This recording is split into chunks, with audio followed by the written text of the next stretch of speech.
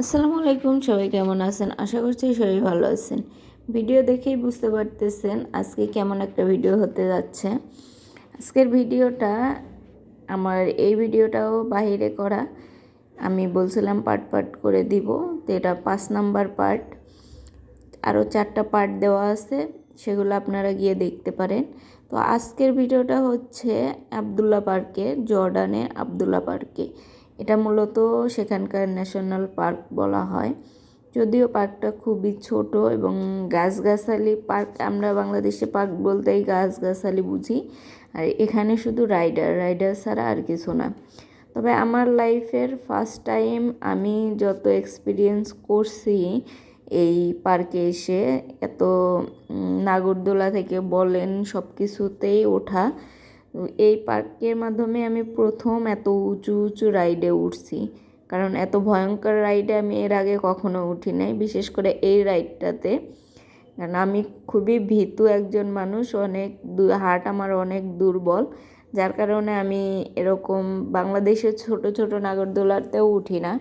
কিন্তু এই পার্কে যখন আমরা পিকনিকে গেছিলাম, তো সেখানে যাওয়ার পরে এইটাতে ফার্স্ট টাইম আমি এত উঁচুতে উঠছিলাম।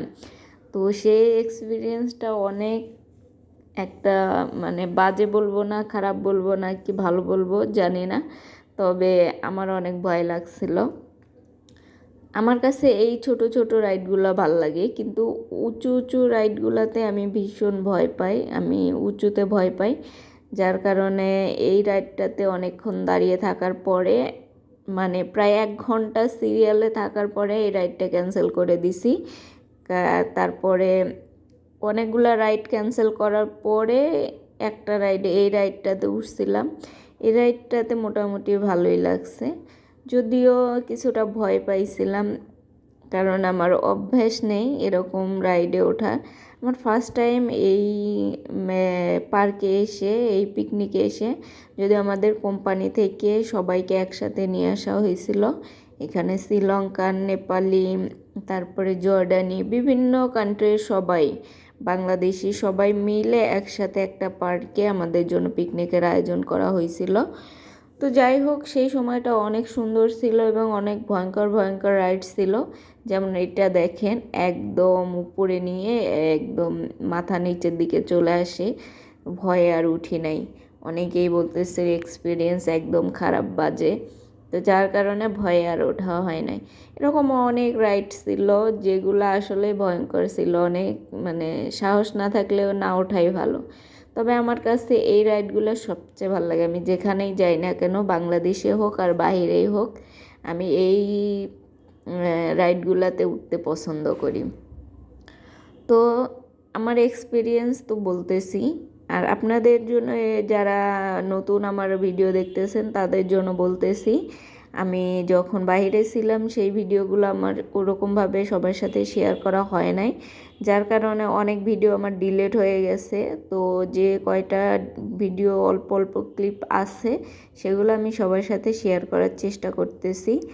তো সবাই আমার চ্যানেলটা ঘুরে আসবেন, দেখে আসবেন আমি কি কি ভিডিও শেয়ার দিছি, অথবা আমার পেজের থেকে দেখে থাকলে আমার পেজ, রুহি পেজটা সাবস্ক্রাইব, ফলো দিতে পারেন, এবং থটস অফ জান্নাতুল চ্যানেলটা আপনারা সাবস্ক্রাইব করে রাখতে পারেন, অথবা আমার চ্যানেল ভিজিট করে যদি আপনাদের ভিডিও ভালো লাগে তাহলে অবশ্যই ঘুরে আসবেন পুরো চ্যানেল থেকে।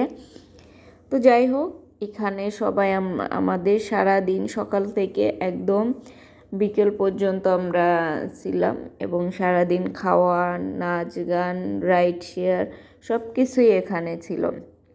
আর যার যার যার কান্ট্রির লোক যার যার মতো করে সবাই একসাথে হয়ে আনন্দ করতেছিল, নাচ গান করতেছিল, খাওয়া দাওয়া, মানে যার যেমন খুশি সে সেরকমভাবে সেলিব্রেট করতেছিল। তো এই পিকনিকগুলো আসলে অসম্ভব ভালো লাগে, যখন একটা অফিসিয়াল কাজের মধ্যে আমরা থাকি, সেই সময়তে কিছু সময় ব্রেক থাকা ভালো। আর এরকম ব্রেক যদি কোম্পানি থেকে মাঝে মধ্যে পিকনিকের আয়োজন করে, তো সেটা তো আরও বলার অপেক্ষাই রাখে না। তো আমি যে কোম্পানিতে ছিলাম মোটামুটি তারা তাদের কর্মচারীদের ভালো একটা এন্টারটেনমেন্ট করায়, অফিসে বা বাসায় বা বিভিন্ন জায়গায় ঘুরতে নিয়ে যাওয়া, বা তাদের মানে বিভিন্ন আচার অনুষ্ঠান থাকে সারা বছর জুড়েই। হয়তো মাসের মধ্যে 1 দিন 2 দিন ছুটিও পাওয়া যায়, অনেক অনেক সময় হয় মাসে 2 3 দিন 4 5 দিনও ছুটি থাকে। তো যাই হোক, এক্সপিরিয়েন্স অনেক ভালো ছিল এবং কোম্পানি অনেক ভালো ছিল, যার কারণে হয়তো মানুষের আনাগোনা দেখে বুঝতে পারতেছেন যে কতটা খুশি সবাই। তো কোম্পানির কথা নাই বললাম, তো সবাই এনজয় দেখলেন তো কতটা এনজয়, যদিও ছোট ছোট ক্লিপ, অনেক ক্লিপ ডিলিট হয়ে গেছে। তো সবাই ভালো থাকেন, আমাদের জন্য দোয়া কইরেন, আর যারা আছে তাদের জন্য সবাই দোয়া করি। তো সবাই ভালো থাকেন, আল্লাহ হাফেজ।